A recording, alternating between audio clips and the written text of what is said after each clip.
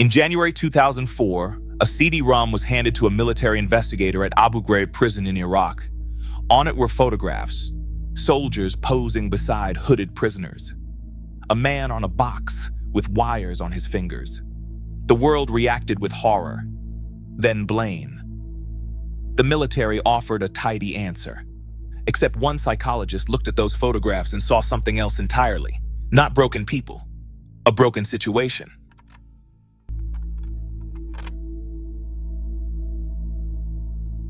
In 1971, a psychologist watched college students become cruel in 36 hours. He spent the next 30 years asking why. His name was Philip Zimbardo, and the Stanford Prison Experiment made him famous. But for Zimbardo, it was only the beginning of a question. Not why did those students become cruel? Why does anyone? The theory he built from that question, he called the Lucifer Effect. The name is deliberate. Lucifer was, by the original story, God's favorite angel, the brightest, the most beautiful. Before the fall, the transformation of the best into the worst, not through defect, through circumstance. Zimbardo's framework rests on three forces: the person, your character, your morals, the story you tell yourself about who you are. This is what we always examine. This is what we always blame. He was evil. She was weak. I would never. The situation, the immediate environment you are placed in, the role you are assigned, the uniform you wear, the language people use around you, the authority standing behind you, the anonymity granted to you, the system, the architecture no one sees, who designed the situation, who benefits from it, who looks the other way when it breaks people. The insight is simple and it is devastating. Almost anyone will comply, you included. Zimbardo did not study Abu Ghraib from a distance. He was called in Crimea as an expert witness. Staff Sergeant Ivan Frederick, known as Chip, was one of the soldiers facing charges for the abuse. Zimbardo served as an expert witness for his defense, not to excuse what Frederick did, to explain the conditions that made it almost inevitable. Frederick had no history of violence, no prior offenses. His psychological evaluations were normal. He had served in the military for years with commendations. His neighbors called him dependable. His family called him kind. The conditions at Abu Ghraib were not accidental. They were engineered. Understaffed, one guard for every 75 detainees, undertrained, no preparation for interrogation support, no rules of engagement for the gray area between guarding and intelligence gathering. The facility was under mortar fire nearly every night, 12-hour shifts, 40 consecutive days without a break. The night shift, when the worst abuse occurred, operated with zero supervision. No officer present, no camera oversight, no accountability structure, and the language was established from the first day. Detainees were not people. They were the enemy.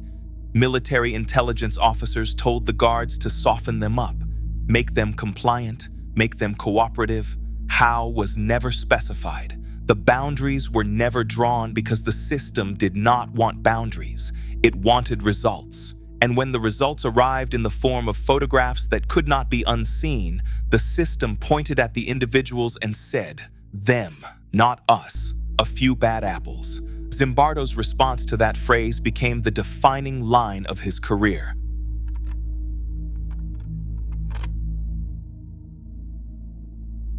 The transformation does not begin with violence. It begins long before that. It begins with language. At Abu Ghraib, detainees had numbers, not names. In the Milgram experiment, the person receiving the shocks was the learner, a role, not a human. In every genocide documented in the 20th century, the targeted group was given a label before they were given a death. Cockroaches, vermin, illegals, animals, resources. The mechanism is dehumanization. Once the label replaces the name, the brain reclassifies. You do not hurt a person. You process a detainee. You handle a case. You deal with a problem. You do not start at the worst act. You start one step past acceptable. Then the baseline resets.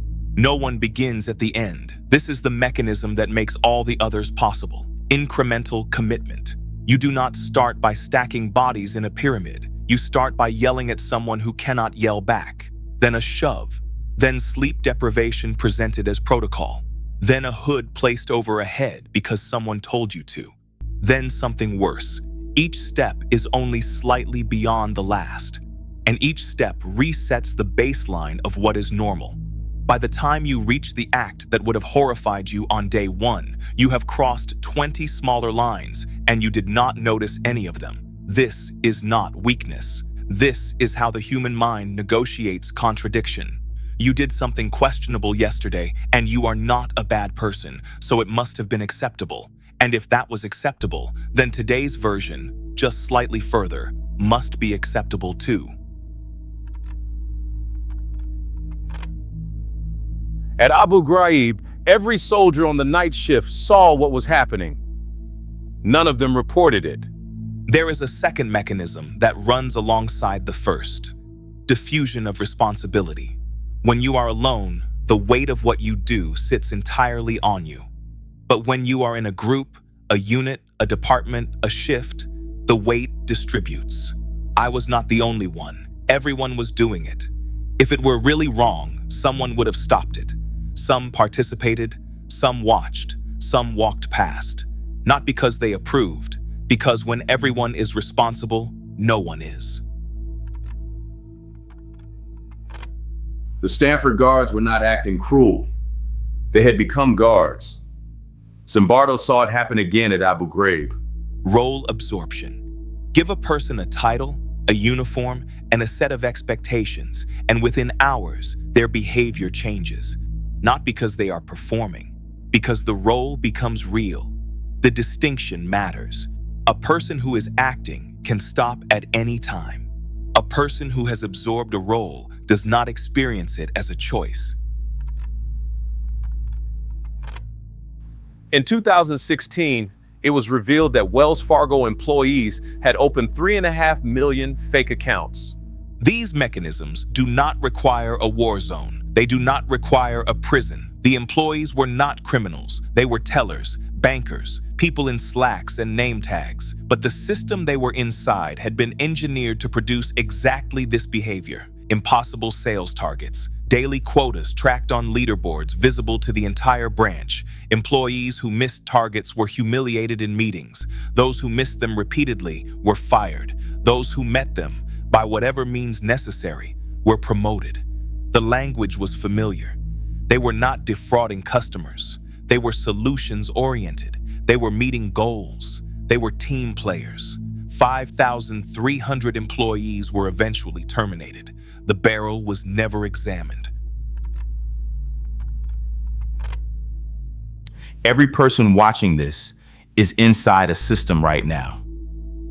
So ask yourself, Have you ever stayed silent when someone was being treated badly at work because speaking up would cost you something? Have you ever followed a rule you knew was wrong because everyone around you was following it? Have you ever used a label for a group of people that made them easier to dismiss? Have you ever looked the other way, not because you approved, but because intervening was not your job? If you answered yes to any of those, you have already felt the mechanisms. Not the extreme version, the ordinary one, the one that does not make the news, the one that operates in staff meetings and group chats and HR policies and quarterly targets.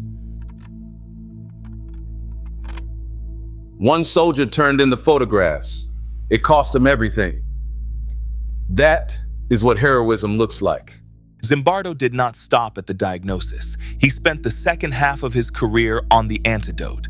He called it the heroic imagination. It is not bravery as a personality trait. It is a practiced awareness, the ability to recognize the system you are in, name what it is doing, and refuse. At Abu Ghraib, one man did exactly this. Specialist Joseph Darby was the soldier who turned in the CD-ROM of photographs. He did not do it because he was morally superior to the others. He did it because he decided in one specific moment that silence was participation. It cost him. He was transferred. His family received death threats. He could not return to his hometown. Heroism, Zimbardo argued, is not the absence of situational pressure. It is the decision to act despite it. The same environment that creates perpetrators can create resistors. The only difference is awareness. You cannot fight a mechanism you do not see.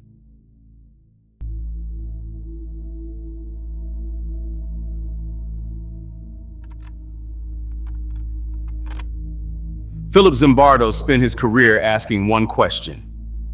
Not what kind of person does evil things, But what kind of situation makes a good person do them? The answer was never complicated. Remove oversight, assign a role, provide a language that replaces names with categories, build an incentive structure that rewards compliance and punishes resistance. And wait, you do not need monsters. You need a system. The monsters will build themselves. The photos from Abu Ghraib are 20 years old. The Wells Fargo scandal is behind a settlement. The Stanford Prison Experiment is a textbook chapter. But the mechanisms have not aged a single day. They are running right now, in systems you recognize, in rooms you have been in decisions you have already made. The question was never whether you are a good person.